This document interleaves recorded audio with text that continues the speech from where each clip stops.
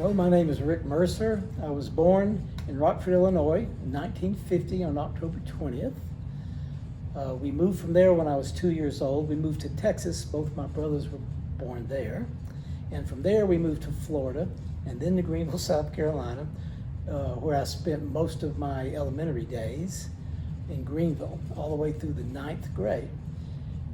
After finishing the 9th grade, we moved to Columbia, South Carolina. At that point, my parents split up and I basically became by myself at the age 14. So at the age 14, I continued working and going to high school, played sports. I had a kind of a problem with it. I went to 12 different high schools, so sometimes I would end up playing against this same team I played with the week before.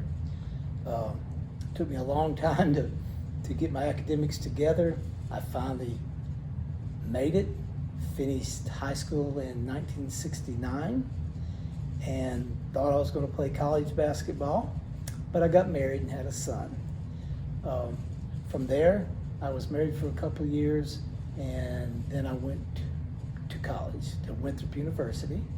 I spent probably 5.5 years there, worked my way through college, and graduated with a Bachelor of Science in Management.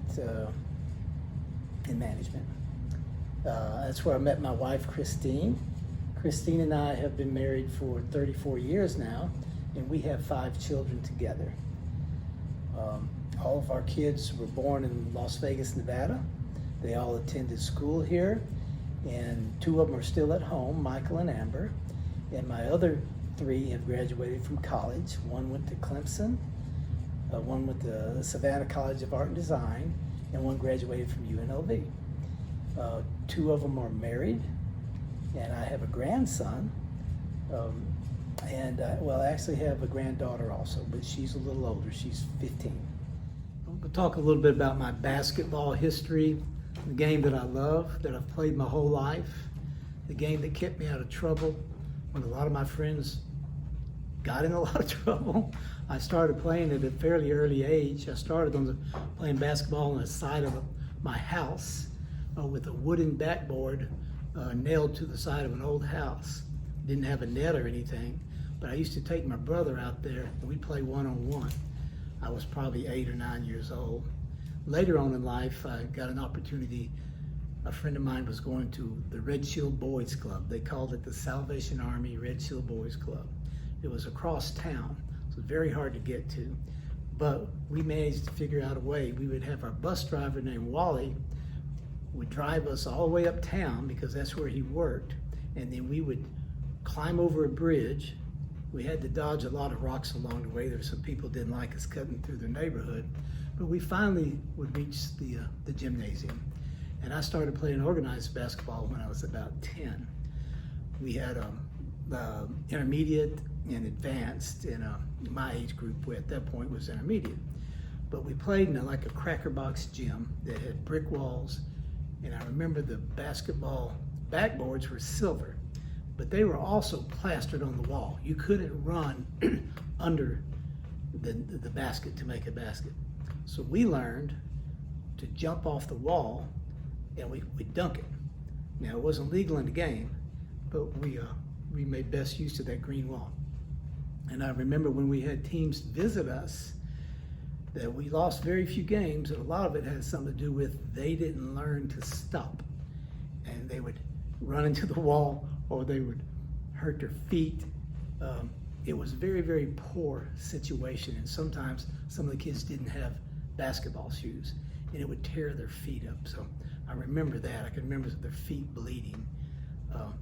But regardless of that, we put together really good teams. We, matter of fact, won the North Carolina State and South Carolina State championship when I was 15 years old. That's one of my claims to fame, and we did it with a bunch of ragtag kids. We didn't hardly have uniforms, but I fell in love with the game.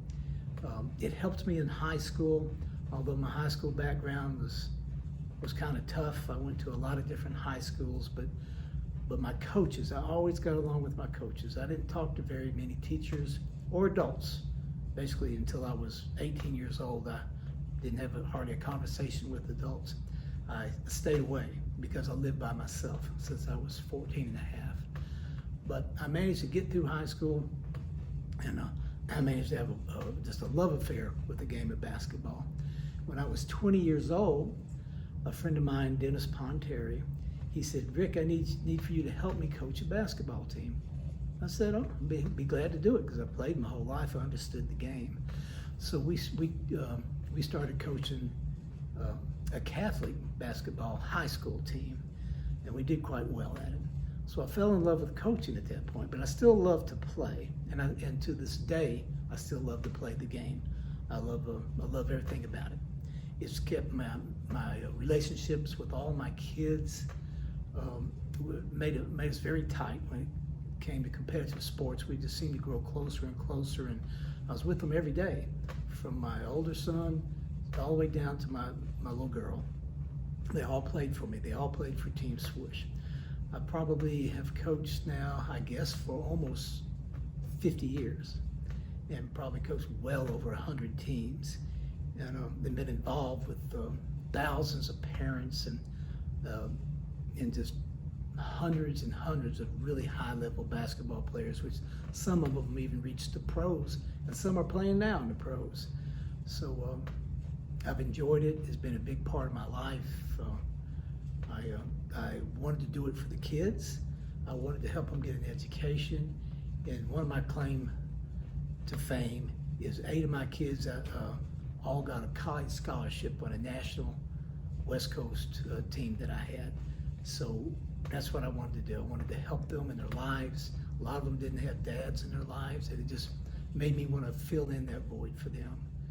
So that's what I've done for many more years than I hate to think about.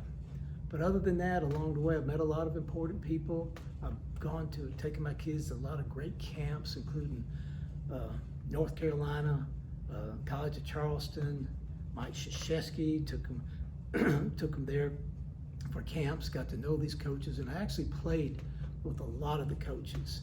In 1970, I tried to become a walk-on at the University of South Carolina, but I got married and had a child, and back then you couldn't play. If you had a child, you just basically weren't allowed to play. So Frank McGuire basically said, "You can play, but you just can't play here." But I did practice with the team. Mike Dunleavy, John Roach, Brian Winters, Alex English, Kevin Joyce, all those guys, Danny Traylor, they all went on to play professional basketball and coach at a very high level, and some of them still coach now. But I've been away from them for a long time, but I think about them often and think about what it would have been like to coach at that level. I have coached at the professional level, the American Basketball Association. I coached with Roy Hammonds for Las Vegas Rattlers. We did pretty well there. It fizzled out, but I think they're trying to get that going again. Go ahead. I've had a lot of interesting things happen along the way. One of my players about 11 years ago, he showed up to a swoosh practice. He had glasses and he was so uncoordinated, and he really loved the game, but I couldn't figure out how to get him on the court. His dad really wanted him to play at a higher level, but I had such a high-level team, he could be on the team, but he just would never see any court time because we were very competitive. So at that point, they kind of fizzled out with the program. So about 2 years ago, I'm in a gym and I watched this kid shooting, and I'm thinking, man, that kid's got a lot of talent, and he's about 6'6".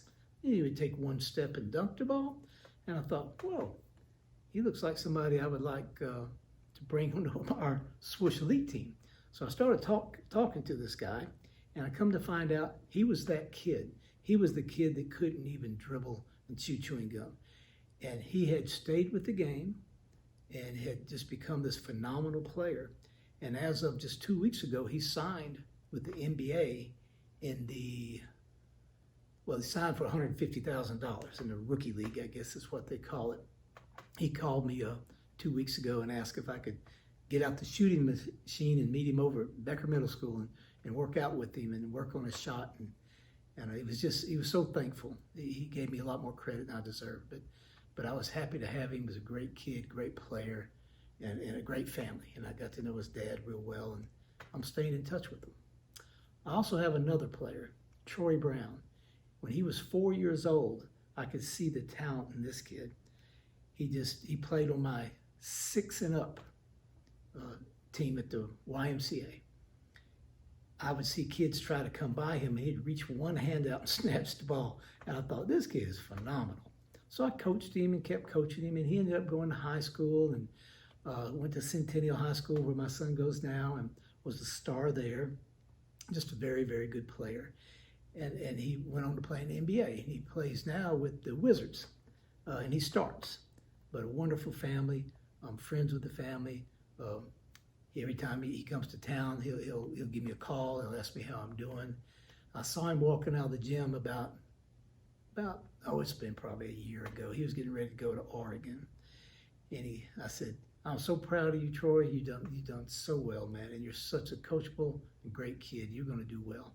He played a year there, and the next thing I know, he's going on to the NBA. And he told me at that point, when he's headed to college, he said, Coach Rick, if it wasn't for you, I would have never played at this level. And I thought, well, that's nice to say. He's had other coaches, no question about it, but I did work with him a lot, but I'm not taking any credit for that. That kid was going places no matter what. His dad followed me out of the gym at the Centennial High School game about last season. He said, Coach Rick, got something for you and Michael, he said. And he walked up to him and he handed me a Wizards autographed jersey from him, and I thought that was really cool. So that's hanging on my office at work, and I'm proud to look at that, and I'm proud of him.